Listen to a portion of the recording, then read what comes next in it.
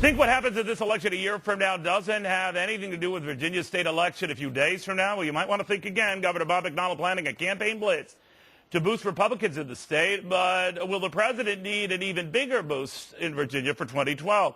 The Republican governor of Virginia joining us now, Governor Bob McDonnell. Very good to have you. Thank you, sir.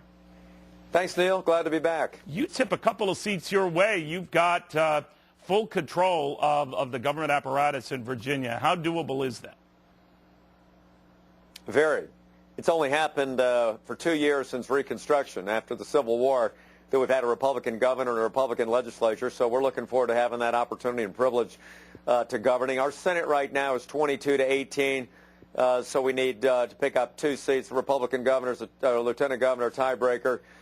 We got about 6 seats that are very competitive, Neil, that could go either way. It's about turnout. So I've raised about $4 million to donate. We're doing a lot of get out the vote and campaign blitz. It's got a strong conservative Republican majority in the House, and I just think if we have a fiscally responsible conservative legislature, there's a lot more things that we can get done here in Virginia. All right. Obviously, everyone is focusing on what's going on in your state because you pulled this off. It would almost be akin to what you pulled off when you won the governor's seat in the middle of what some interpret at the time as the great protest vote against Barack Obama. Having said that, it's also captured the attention of Mitt Romney, and also as some folks saying, you do what you say you want to do and plan to do, I could be looking at the next running mate here. Well, listen, I'll let everybody else worry about that. I think these candidates are worried about how they're going to get the nomination, not who their running mate's going to be.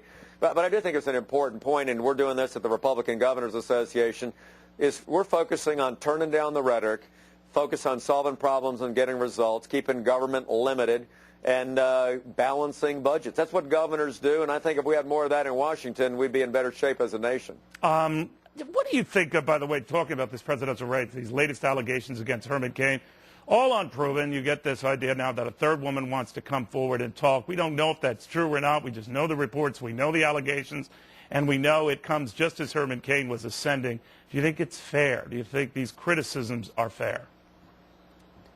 When you're running for a high office, I think your record is subject to great scrutiny. It's interesting, though, of course, the higher you get in the polls, Neil, the more the scrutiny goes up. Listen, I think the people of Virginia and America care about 2 things right now, and that is who's going to get the greatest nation on earth back to work and how we're going to restore fiscal responsibility by cutting deficits and debt.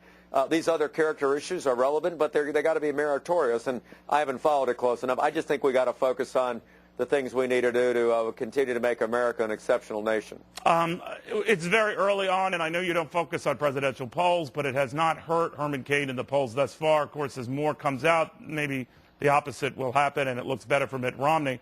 But if you were a betting man right now, is it Mitt Romney's nomination to lose?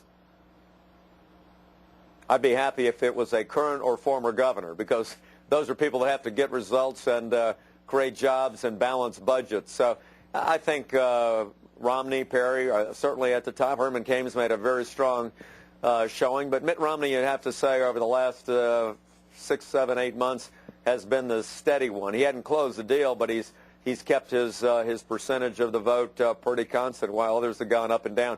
I think he's running an idea-oriented campaign, and he's got great credibility when it comes to job creation. You don't think he's waffled a lot? A lot of people, our own Bert Hume among those, saying you don't know where he stands sometimes. I think it's fair to say some of the positions he's adopting now are different than when he was governor of Massachusetts.